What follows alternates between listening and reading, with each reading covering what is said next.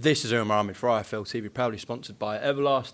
Just 48 hours since we last spoke on Saturday, Frank. So I firstly ask, you came back to your house, leaving your grandson's football tournament. How did he get on? He did well. They won, and he scored a few goals, so it was good. I was highly delighted. It's a nice Saturday, switching off from everything and just watching some, enjoyable. Watching your kids or your family play football. I enjoyed watching it, and it was better than going to the Arsenal, that's for sure. Just going to say that, better than watching Arsenal, watching your grandson. Yeah, absolutely. Every day of the week, that. Okay, Frank, let's just rewind to Friday night. So, of course, Mexico City, the purse bids took place. I take it you were in the office whilst they were taking place. What was the reaction and mood in the office? Well, as you know, they spun a coin to which bid would be open first, and they said Matron's bid would be open. And when they called out how much they'd bid, we knew obviously we'd won it. And so we all just had a beer, didn't we, boys? Yeah, we had a beer, and that was it. Yeah, just had a beer. And Tyson and I spoke straight away. Then Bob rang. So it was, everybody was in good spirits and good mood for obvious reasons. Yeah, of course. Let's just break the bid down then. How many figures did you have in mind, Frank? That was it. That was the only one? Yeah, we were determined to win it, and that was the number, and we worked hard on it. All the postponements of the purse bid, we sort of kept just trying to second guess. But at the end of the day, as I said to the boys here, it's irrelevant. Whatever your best number is, put it in. And that's what we've done, and you live with what you've done. And of course, I spoke to Bob about this as well over the weekend. You've got to give credit to your backers, i.e. BT Sport for yourself and ESPN for Bob, for the relationship obviously they've had with Tyson Fury so far, and they want to back him all the way going forward as well. Well, that's right. They have backed him. They got behind him. BT have done tremendously well, but we still got to make it work. It still has to work, and there are a lot of unknowns. The unknowns are what are the pay-per-view numbers going to be, and what's the gate going to be. So we feel it's going to be a success, and it'll be a big success. It's a great fight, so I'm quite sure everybody's going to be delighted. Well, hopefully we'll be delighted with the outcome, and I'm sure that the two fighters will with what they're getting paid. Of course, over here we expect it to do incredible business. A lot of people talking about, can it hit the million pay-per-view number mark? In America, how do you think it does? I spoke to Bob. He said it does 500,000 buys, he reckons. Obviously, it's going to be afternoon in America. That was, in a lot of people's opinion, quite a high figure. How do you think it does in America? Look, if it does 500,000 buys, I'm going to be highly delighted. Everybody's going to be highly delighted. But, I think it'll do well over there. And in this country, I think it'll exceed 1 million buys. I really do. You look at some of the numbers for some of the fights. This is a real fight between a guy who's been, over 1,000 days. He's been waiting for his opportunity, so he's got it now. We've delivered it for him, and he's getting his highest ever purse. And thank God the bid we put in gives him more money than he got had we not bid. He's getting $2 million more with us, and he's got an opportunity to get more with the 10% that's going to be sitting there for the winner. So it's up to him, what he wants to do. Dillion's in a great position now, and so is Tyson. They both know what they've got coming up, and I just want to get the fight on. I want to get the two guys together, announce the fight, and move forward, and all of us work collectively to make it a success story. That was going to be my next question. Of course, purse bids are one thing, but a contract has to be signed, and then you've got to announce the fight. We haven't heard anything from Team Whyte since the purse bid conclusion on Friday night. Is there a slight worry that he might actually not go through with this, Frank? Well, why wouldn't he go through it? I mean, we're not going to fight for a guarantee of, was it just under $8 million and a bonus of $4 million? Why wouldn't he? I mean, this is huge money. This is, and if he were to win the fight, it's a better split than 80-20. So he's getting everything he wants if that happens. I'd be very surprised if he doesn't fight. Very, very surprised. I mean, this is huge money for him, and he's getting his wish. He's getting his fight.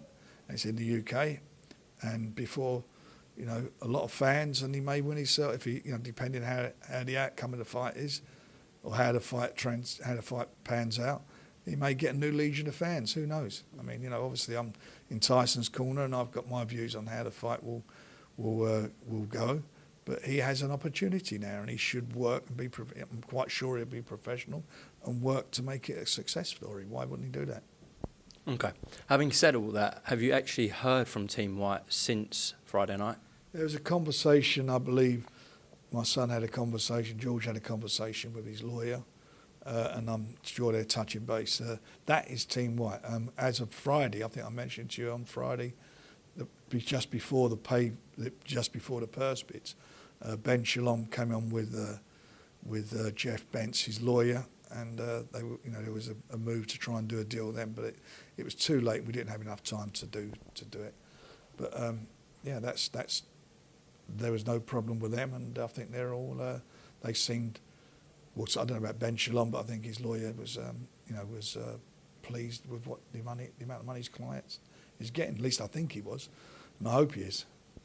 Okay. Given your relationship, or your previous relationship with Dillian Whyte, how do you think this promotion will go? Well, I've never had a relationship with him. Well, I mean, that's one way of putting it, but obviously there's been a fair amount of back and forth between you and Dillian. And you obviously said that, it's a fantastic fight. It's two massive names in this country. You said it does potentially over 1 million buys. But for that to succeed, we need a successful build-up, as I'm sure you'll agree. How do you think he will be in the promotion, in the build-up? Well, I hope he'll be professional and making the show a success. Why wouldn't he? Just given the prior relationship, perhaps. Well, there isn't a relationship. There isn't. We all have back and forths in boxing.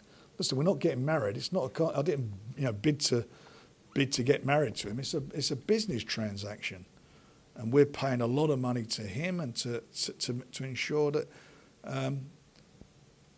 he cooperates and works with us to make it a success. Why wouldn't he do that? I failed to understand why it'd be anything different. Thank God we did bid. He'd have been getting 2 million less if he was fighting for Matchroom. I heard that a press conference might be taking place this week. Is that still the case, do you know? No, we're going to do the press conference next week, and all will be revealed there. Okay. Now, I'm not sure what's going on with Team Whyte and the WBC. This has nothing to do with you, Bob, or Tyson. But do you have any understanding whether they're still trying to change the split? Obviously, the WBC will have to compensate for that if that does happen, because at the moment it's 80-20, as we saw on the purse bid conclusion on Friday. Is that still going on, to your knowledge? Have you spoke to Team Whyte about that? I haven't spoken to him about it. It's not our business, It's nothing to do with us. It's between him and the WBC. I hope that the fact that the money's getting paid, I'm hoping that now they'll settle it, and it'll be less of a problem for him, and he can just focus on the fight. But I don't know. I mean, I can't second guess where their heads are at. All I know is that we have done everything absolutely above board, and we just want to get the event on, and want everybody to cooperate to make it a success. Can you give me any update on a location or date potentially? In the UK. Okay, well, confirm that it's in the UK. That's good to hear. If he is engaging in the build-up, and as you said, there's no reason not to be. We know Tyson's a massive character. We know Dillian's a big character as well. This could be a very lively build-up. Well, I'm sure it will be, but again, they're both professionals, and I'm sure some things are going to be said, but that's no different than most fights, is it? Especially fights of this magnitude. It's a massive, big fight over here, and I'm sure there's going to be a lot of tension, a lot of adrenaline, and they're two gladiators. They're going to war. There's going to be no love. I don't think there's any love lost between them anyway, but there certainly won't be any love lost leading up to the fight. And whatever it's going to be, it's going to be. All that I care about is that everybody works to make it a success, and on the night give the public what they've been wanting, which is a big all British heavyweight world title fight. And for Dillian, I mean, he's got his dream, he's got his wish. He's fighting for the world title. That's what he's been waiting 1,000 days for some strange reason. What is the situation as well with him having any representatives at the press conference, etc.? I'm imagining he's going to bring his trainer, he'll have himself, a few members of his team. What is the deal? As obviously you own the show in association with Top Rank, so what's his situation going to be with representatives coming into his press conferences, weigh-ins, etc.? I haven't got a problem with his representatives coming. I mean, I don't want 100 people coming along, but everybody's sensible and they're licensed by the board or they're his lawyers. It's not a problem. No problem for me at all. Why wouldn't we be? That it is what it is. And what about on the top table? but we haven't even figured that out yet, what it's going to be. But I'm not going to have a table with loads and loads of people on there, that's for sure. But you're okay with having one representative on the table, is that what you're saying? I'll let you know next week. We'll see you next week. How do you think the actual fight plays out? Look, he's got to take it to Tyson. If he stands off Tyson, I think he'll get his head boxed off. So he's got to take it to Tyson. And Tyson is no slouch himself, as you've seen. He can fight. He's got. He can adapt to whatever the situation is. And I do fancy Tyson, obviously. And I think Tyson will prevail and win. I think he can outbox him, and I think he can outpunch him. I think he's got a good chin. Do you think he stops Dillian Whyte? If he catches him, he can punch. You know, he can whack. Everybody seems to think Tyson Fury can't whack. Look at his record. Look how many people he stops. Go and ask, what's his name? Deontay Wilder. Asked him if he can punch. Okay, in terms of the undercard as well, do you think we'll learn about that next week, or are you going to have to wait a few weeks to announce that? We're going to wait a couple of weeks for that. You know, let's get the main event out of the way first. You know, you asked me a question about Tyson. You can ask Dillian Whyte if he can punch. You can also ask Klitschko, can he box? That's what he's got to deal with. Or Derek Chisora. Well, ask Derek. There's a common opponent there with him. Yeah. I think we said that in previous interviews. So it's interesting. He's going to have to, I'm sure that Dillian has got in his head, or he maybe I don't know if he feels he's seen some chinks in Tyson's armoury. He said he has. I've seen some of the stuff he's put out over the last few months. So now's his opportunity to exploit what he thinks may be a weakness in Tyson. Okay. Now, when I spoke to you on Saturday, I did ask you about some comments that took place just before the purse bid from Eddie Hearn, where he said that the step-aside deal didn't take place because Fury wanted a warm-up fight. He didn't fancy the Usyk fight straight away. But I didn't ask you about Usyk's management, i.e. Egis Klimas, putting a post out. Now, I'll read the post. He said, this is addressing Tyson Fury, "Yo, man, before next time you mention Usyk, name check with your team, management, advisors, promoter, who agreed with all the terms and conditions. Looks like you are the one who's holding this wagon, yelling and talking is cheap at Tyson Fury." So, of course, we know the back and forth between Team Fury and Eddie Hearn before, so that's that. But, you know, Bob Arum has got a brilliant relationship with Egis Klimas through the Lomachenko deal, etc. That's going well. There's no really animosity between yourselves and Team Usyk and Tyson and Team Usyk. So where's he coming from, that Egis? I don't know. I mean, you know, as far as I understood, he won't be ready to fight until late May. That's what I was told. He won't be ready to fight until late May. So what's Tyson going to do? Sit on his backside? You know, Tyson was due to fight in February. I think we said that in December, but the WBC put out his purse bids. So we had to sit back and make a decision then as to what had happened whilst all these negotiations were going on. But he had no problem with Egis. What stopped this fight from this deal from happening was at the last minute, which was AJ came in and asked for another $5 million, and Tyson said enough is enough. I don't want to hear anything. I don't want to talk about it anymore. And that's the truth. That's what happened. Everybody works hard to get it where it was, but when he asked for that extra money, it's the straw that broke the camel's back. So essentially, the main 2 points were Usyk wanted it in kind of May or June. Tyson wanted to get out ASAP, and also. Tyson, he's had one fight in 2 years. Why wouldn't he sit on his backside? It's not about a warm-up fight, it's a fight. He wants to get out. He's a professional fighter. You know, one fight in 2 years because of COVID, arbitrations and all the other stuff that went down. He needs to be active.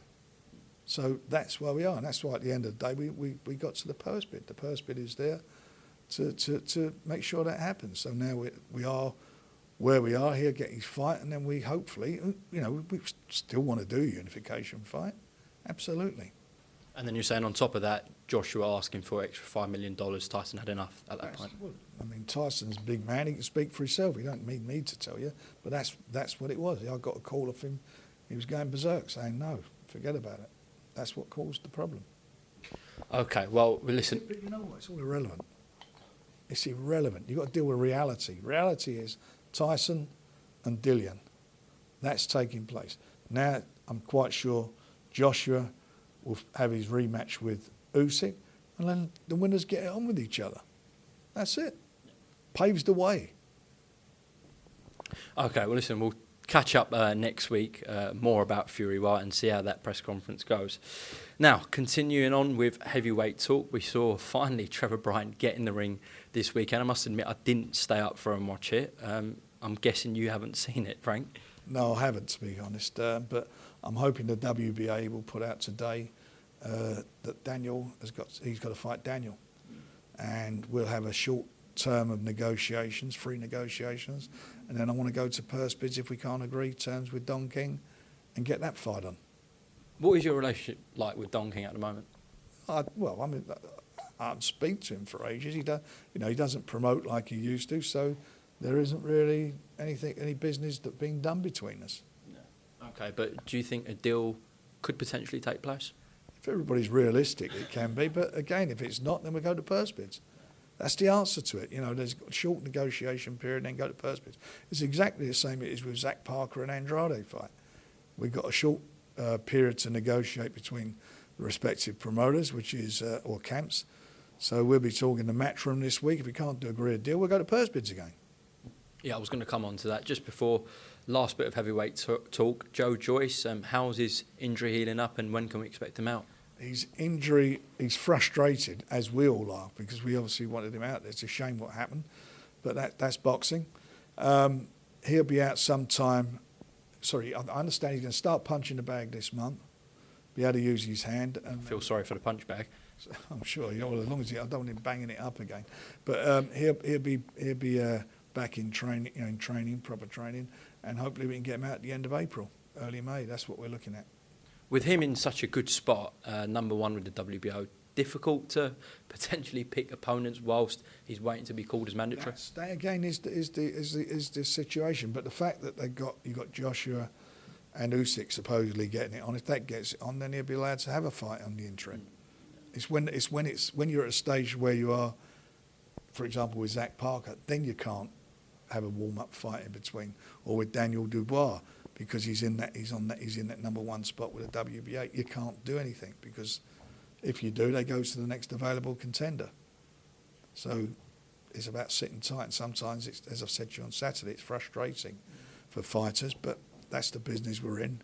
And you've got to look at the long term.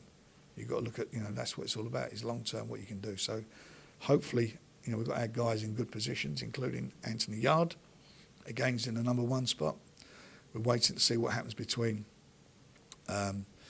Joe Smith and in the unification fight. If they can get that unification fight on, then the winner will have to fight him. If not, Joe Smith will have to fight Anthony. So all of them are in good positions, and they've got to just show a little bit of patience at the moment. Yeah, as much as you must be so satisfied with Tyson leading your heavyweight charge, you've got Daniel Dubois and Joe Joyce. Daniel Dubois knocking on the WBA regular heavyweight championship door. And, a lot of people feel that Dubois can blast Trevor Bryan out of there. And then Joe Joyce, we know that the qualities he possesses, he's a nightmare for anyone in the division. So that must satisfy you as much as Tyson does. Well, of course, if they win their respective fights, they become mandatories. So whoever winds up being a unified champion is going to have to defend those titles. Now, they may vacate some of them. They may want to just keep them and defend them against their respective mandatory contenders. So we're in a good spot because two of them are with us. So you've got the champion. I believe Tyson will prevail and come through all this. So you've got Tyson, you've got Joe, and you've got Daniel. It won't be difficult to make those fights. Definitely won't be. Okay, let's move down a couple of divisions to the light heavyweight. As you mentioned, Anthony Yard, again in a fantastic position. Is there any indication from the WBO when he could get called as manager? I know you said Top Rank are trying to make Joe Smith Jr. and Artur Beterbiev in a unification, but they can't take forever with it. Is there any indication from WBO? No, I think they're going to get a couple more weeks on it, and let's see what happens. Look, they're either going to do it or they're not. So that's going to just be it's not going to take. They're not going to get a year to decide it, or 6 months, or 3 months. It's going to be fairly soon. So one way or another, we all know where we are. If they do make the unification, then he'll have a fight on the interim. Yeah. And if they don't make that unification, you're happy to jump straight in with him. Absolutely. I mean, I thought he looked sensational last time out, and I know what he's capable of. And I think him and Joe Smith would be a great fight. We might try and get it on over here. Yeah, that would be great. Anything on Callum Johnson? Callum, I'm hoping he'd be out in March. We're working on that now. In fact, I spoke to Joe over the weekend, Joe Gallagher, his manager, and we're working on that. Okay, good to hear. So we know March 11th you're running a show at York Hall with a lot of top prospects. Are we still looking at March 19th taking place? That's going on. Okay. Definitely. That's at Wembley. Okay, brilliant. So is that your March 11th and 19th? Yeah, we were going to obviously run on the 26th with Tyson, but we've had to pull that because obviously this fight's come up. So we're pushing his fight back. Okay, let's go down to the super middleweights. Zach Parker, the WBO ordered himself and Demetrius Andrade. How long till you guys have got to reach a deal, i.e. when are purse bids due? This week, and then next week they'll give us a date for purse bids. Okay. And again, that would be great if you could get that on the UK, a stadium in Derby. Well, that's what we want to do. I mean, we'd love to do that. It's he's a good fighter, Zach. There's a lot more to him than people have seen. He can box. He's strong. He's a big super middleweight. And Andrade coming up a weight, I think he's got some. It's not an easy fight by any means. Andrade, I mean, especially when you see what he's done with Liam Williams, it's a tough fight, but it's a fight he's capable of winning, I believe. Frank, obviously you reached a deal with Matchroom for Andrade and Liam Williams, which Matchroom put on their own show. What's your feeling telling you here? Do you think either way we will reach a deal, or do you think it goes to purse bids? No, I think if we don't reach a deal, it go to purse bids. But you don't think that's likely, reaching a deal? I don't know. It depends what the appetite is. I mean, we're up for doing a deal, but if we don't, we go to purse bids. Okay.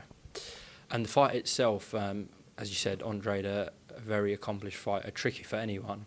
But you believe at this stage of his career, Zach Parker, he's ready for this? Yeah, I do. I think he's a young guy he's got tremendous talent, and I think he's a guy who will rise to the occasion. I think he'll rise to the occasion.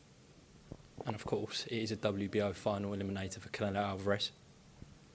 Get into the number one spot and see what happens from now. Yeah, absolutely. Okay, let's discuss David Avanesian and his situation. I think you said to me last time you want him out in March. Is that still the plan? Is that what Neil Marsh is saying? That's what we're saying. We was going to get him on the 26th on Tyson's, but we're still working on that. But we'll have him out. I just want to keep him busy. It don't look like he's going to get that fight with Conor Benn, that's for sure. So we'll see what happens, and we'll obviously be pressing the WBC as regarding, him getting some sort of eliminator. Yeah. Again, he's in a top spot with a governing body, this time with the WBC. So again, difficult to select an opponent in the interim, Frank? Well, it is, but we're in discussions now with the BC, so we'll see where we go with it. And I don't think I have to ask you this one. He's definitely ready for a world title shot. I think he's ready to fight anybody. I mean, he's very competent. I mean, he's a handful for anyone, isn't he? There's no doubt about that. He can fight, and he's as tough. He's tough as they come. One thing's for sure, he's not going to be any boring fights. That's for sure. Absolutely. Another exciting welterweight you got. Obviously, you extended your contract with him on a 3-year deal, I believe. British champ Echo Esserman. Plans for him? Yeah, I want to just keep him busy, let him keep learning the trade. He's an excellent fighter, and I think he's going to go places. And I think we could see him in a year's time, fighting for a major title. I mean, I really, really do rate him. He's a bit of a revelation. Again, like David, he's boxed really well. Him and Conor Benn would be a good fight right now. That'd be a really exciting fight, two Brits.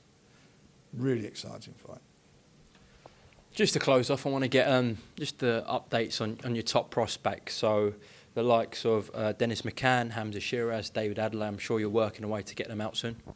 They'll be fighting on that show at Wembley.